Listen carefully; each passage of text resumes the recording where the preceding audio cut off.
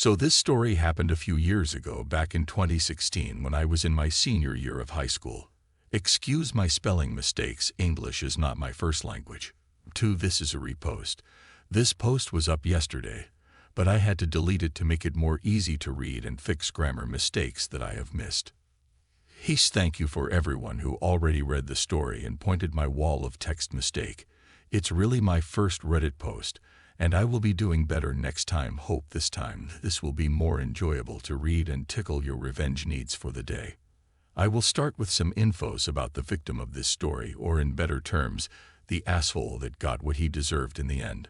My dad has 3 siblings, all older than him, and all equally shitty human beings that bullied my dad for years and made his childhood hell after their parents' divorce, due to him being slightly darker in skin tone than them. Grandma is white. Grandpa is brown-skinned. They were abusive, racist fucks, and the worst of them was my older uncle, which he was a big bully and a snob that saw himself better than anyone else. All the bullying and the bad treatment fucked up my dad mentally so much that he became a raging alcoholic, which made my life a living hell as a result till I moved out 2 years ago, and caused me many traumas that I am still dealing with till this day. Anyways, in my country, the most important year in your life is your last high school year. It ends with a nationwide exam that determines if you even can go to university or not, and the success rate in this exam is fairly low. Basically, if you fail, it's either you drop out and move to low-paying jobs that will never amount to anything due to our country's bad and declining economic state, or you just keep repeating till you get your degree and go to a university that you don't even want to be in, but at least it's a safety net that can get you out of the country hopefully one day. Things did not go well for me due to family issues and me having undiagnosed ADHD at the time that was causing me a lot of academic problems at the time without me knowing the cause, which in turn gave me some sort of depression. Goes without saying that year ended up in me failing, and due to the importance of that exam, people saw it as a shame and kind of a big letdown. Needless to say, due to the long introduction, my family never had a relationship with my uncles, especially that they looked down on us due to my father being an alcoholic and us being dirt poor, which made them think less of us. Bear in mind, they stole all what Dad inherited from his father, including a house and a piece of land that could have lifted us at least to a mid-class level. Long and behold, my big uncle that I last saw him when I was 7 came to visit us 3 days after the failing of my diploma. I already did not like the guy after all the stories that I heard about him, and his visit felt weird, like he had no business being around us at all. And somehow he came uninvited. My mom sat him down and started making the usual small talk, and then she called me saying that he wanted to say hi. I went, and the conversation went as follows. "Uncle, oh, look how much you've grown up. It's been a while since I've seen you. You look just like your dad. The apple does not fall far from the tree. After all, even in terms of being a successful person, you're following his footsteps." Letting after that the most loud and sarcastic evil laugh ever. Me. "What you mean by this?" "Uncle, well, I heard you failed your high school. Guess this branch of the family is bound to be the loser side." Me. "I guess you better shut your mouth and fuck off. No one want you here anyways." "Uncle, guess your whore mom did not raise you well. What did I expect from hood rats like you?" After that, things devolved into a shouting match and he left. After what happened, I was mad for a while. I couldn't forget the humiliation, and I decided that one day I will exact some revenge. And I started plotting.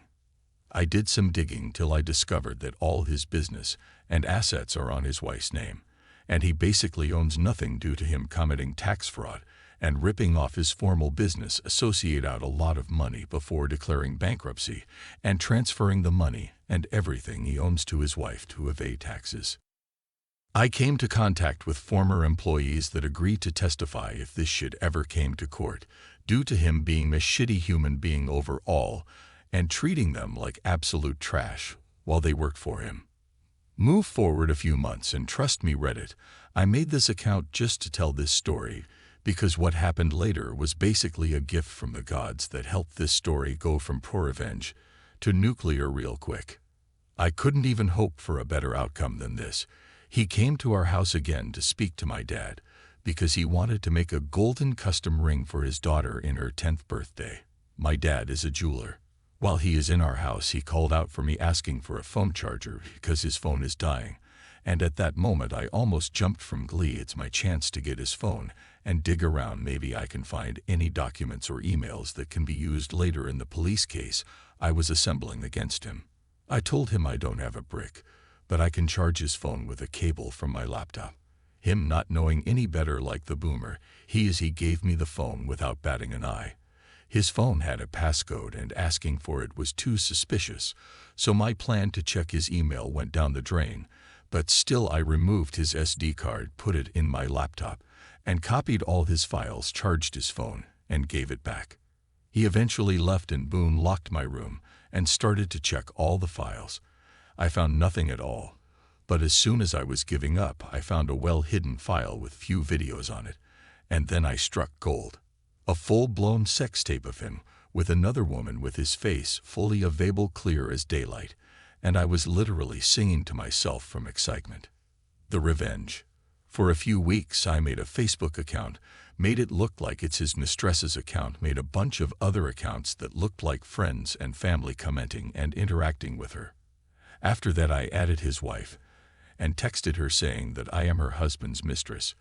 She did not believe me at first until I gave her too much personal infos that I knew about him for her to keep not believing me. Told her that he lied and said they were divorced and promised me marriage. She requested to talk to me on the phone. Made a female friend help out by lending her voice. She was destroyed, and I sent her the sex tape as proof. After that, she filed for divorce immediately and sued him for infidelity, which lost him custody and visitation rights for his girls. She took everything from him, even the house and all his money and assets that they were on her name. Overnight, he became homeless with 0 pennies to his name. But that was not enough for me. I met up with his former business partner through a former employee who especially hated my uncle's guts and told him everything, and that the employees are willing to testify against him in court, and he agreed to filing a lawsuit. The cherry on the top came when his ex-wife testified that he threatened her safety and her kids' safety if she did not let him put the assets on her name by force, and she literally pulled out phone recordings that she had of him being abusive and him saying that he will kill them all if she did not let him, basically use her as a tax evasion tool, and that she was scared to use these due to her fear for her children's safety. Due to their previous divorce case, the judge needed to hear no more. That man got hit by 15 years in jail so fast that he couldn't even comprehend what happened before he was on his way to the slammer. He will never see his family again. He will never have his fortune back. Just to rub some more insult to injury, I visited him a year ago, and I just said one sentence: "This would have never happened if you just did not call me a loser," and left. The look on his face while he pieced everything together almost cured my depression. I never told my involvement in this story to a soul except my little sister, my female friend that helped me, and now you read it. But I had to make him know just to be able to finally sleep at night. Next story. When I was 15, my mom started dating a man she met on a dating website. I didn't like him the first time I met him, and 2 months later, he moved into the house. About 3 weeks after he moved in, he took my skateboards, self-built halfpipe, ramps, BMX bike, ice hockey gear, and many other things to the dump one day while I was at school. He said he did this because he didn't want all of my crap cluttering up his garage. Maybe 2 months later, he punched me in the stomach for the first time because I got up from the dinner table without asking to be excused. From there, it has collated into full-fledged beatdowns for the smallest perceived slight to his authority. One day, he decided to take my extensive Pokemon card collection, even more extensive comic book collection, my Game Boy, and 2 pounds with all the assorted games, and my fantasy and sci-fi book collection, and got rid of it all because 15 boys should be playing football and baseball, not being a fa** or nerd playing with Pullman cards and reading comics and books. I would like to add that he was a middle school teacher, and then his off-time refereed, and umpired local middle and high school sports games. My mom never intervened, and in fact acquiesced when he demanded that she stop giving me lunch money, because the little shit will just spend it on comics and other gay shit. One day, I took maybe $3 and change out of his change jar so that I can buy a slice of pizza and some fruit punch during lunch at school, because I was tired of being hungry. My twin sister was always a bit of an asshole and frequently blackmailed me into doing her chores from a young age. I was fed up and refused to do something. So she told him what I had done. This man actually called the police and pressed a larceny charge against me, and once the police had left, beat me senseless. At that point I ran away. When the cops found me and returned me to my home, I found out that I've been trying to talk my mom into sending me away to military school or something of that nature. I ran away again, and between having run away several times and the larceny charge, ended up turning 16 in juvenile detention. I spent the next couple years miserable and afraid, frequently contemplating suicide. Once I left home, I didn't speak to my mom for several years. We eventually reconciled, and by that point they had married. I was a lot bigger than I had been as a young teenager and had gotten into weightlifting, so he no longer acted like he was going to punch me to make me flinch, much less actually hit me, and we basically avoided each other for the most part. My mother found out that she had stage 4 cancer and no longer wanted to waste any of the time she had left with him.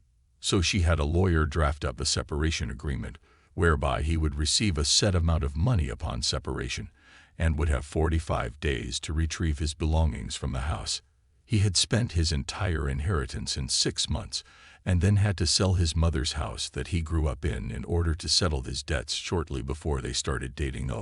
And my mother bought the house back from the bank before they married. She allowed him to keep the house, and he moved back into his mother's house. My mother passed away about 9 months after their separation, and despite the agreement have been allowing him to come and get his stuff piecemeal, I put an immediate end to that. I sold his baseball card collection, around $14,000, and his autographed sports memorabilia, roughly $11,000, and also sold all of his woodworking equipment, along with several finished pieces of furniture that he had made, $6,500 I think. I kept his mother's engagement ring, platinum band, 3 diamonds, roughly 2 carats, wedding band, his coin collection. I also collect coins, and some tools, and other odds and ends. Around a month ago, I ran into him at the grocery store. I told him what I had done as he was pushing his cart out towards his car, and he took a swing at me multiple times. Several of these punches missed, and the ones that they connect didn't have much effect, because he's nowhere near as strong as he was 20 years ago in his 40s, and I no longer a skinny little 15-year-old. He continued to try to punch me as I called 911, and was actively ramming his grocery cart into my new Toyota as the police officers pulled into the parking lot. He was arrested for assault, communicating threats, and destruction of property. As a result, he lost his job and pension at the local middle school, and because he had never learned how to save money while married to my somewhat wealthy mother, ended up having to sell his mother's house because he hired an expensive lawyer thinking he could somehow beat the charges. My nephew, who was on the football team, made it well known to his friends that he not only had just been arrested and convicted of assault, as well as other charges, but that he had also beat me as a child, caused several parents to call for him to resign from refereeing and umpiring for local sports games. My niece and my girlfriend's much younger sister are enrolled at the middle school where he worked, and say that he was not only universally disliked, but when he came up to the school to get his belongings, he made a big scene and ended up hysterically crying as he was leaving. At least that's what they've heard from the kids who were attending summer school at the time. His son, who he was equally abusive towards as a child, refused to take him in or help him out, so he ended up having to take a job as a cashier at Walmart so that he could afford the rent on his crappy little trailer in an absolutely awful neighborhood. Even though that Walmart is not the closest Walmart to my house, that is now the only place where I go grocery shopping or to purchase anything that I need. I purposely stand in line longer than I need to just so that he can be the one who has the pleasure of ringing up my purchases. The first time I went through his line, he attempted to ring up multiple items more than one time to overcharge me, and when I called him on it said that I was mistaken. I asked for a manager, and the manager believed him that it was an accident, but he learned that he can't get away with that. The second time, I made sure to be as nice as possible and how to ask for a manager because he was overwhelmingly rude. The people in line behind me backed me up, and he got in some trouble for that. Every time I go there and step into line, I see him die a little bit inside, and it may be petty, but it gives me such satisfaction. Sometimes I'll say that I'm paying with exact change, and as I'm about to hand him the money I'll say, "Oh, I didn't realize I had rare coin from his collection in my pocket. I guess I'll pay cash." I just sold his expensive ratcheting wrench set, and so on Monday when he works again, I'm going to go buy my daughter one of their better above-ground pools, and as he's ringing it out, tell him, I know that daughter is just going to love this pool. It's not like I would have ever used those expensive ratcheting wrenches anyway.